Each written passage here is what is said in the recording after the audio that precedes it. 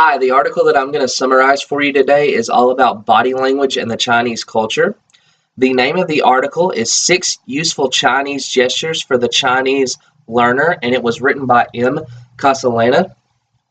So, China is one of America's largest trading partners, and it's not unreasonable to think that if you work for a large organization that does business on an international scale, that you'll come into contact with Chinese culture and customs at some point in your career. So, understanding the body language do's and don'ts will help your business run more efficiently, as well as keep your relationship on the positive side. So, I'm going to list a few of each do's and don'ts and then summarize them. So, looking at the do's, you want to make sure that you present and accept gifts with both hands. In Western culture, we have a tendency to just kind of reach out with one hand and grab something.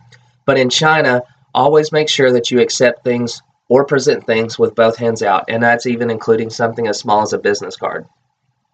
You also want to make sure that you keep your greetings formal. We have a tendency, especially in informal situations where we're comfortable with someone, to either hug or kiss on the cheek or slap on the back, something like that. But in China, just make sure a simple nod and a smile or just a handshake will be more than enough as far as a greeting. You also want to make sure that you beckon people with your palm down or to the side and bring it into your body.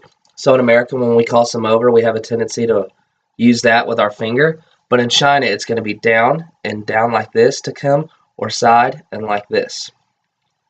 All right, now a couple don'ts. You don't want to make grand gestures when you're talking. In America, people have a tendency to talk with their hands, really emphasize the point. That's seen as rude and obnoxious in China, so make sure you avoid all of those grand sweeping gestures. And a big one also is you want to make sure that you don't point at people with your feet. In China, the feet are seen as dirty, so when you're crossing your legs, make sure your soles aren't pointed at someone. Make sure you don't put your feet on top of surfaces. A good rule of thumb is to always just keep the soles of your feet firmly planted on the ground at all times when doing business. Hope you understand a little bit more about Chinese body language. Thank you.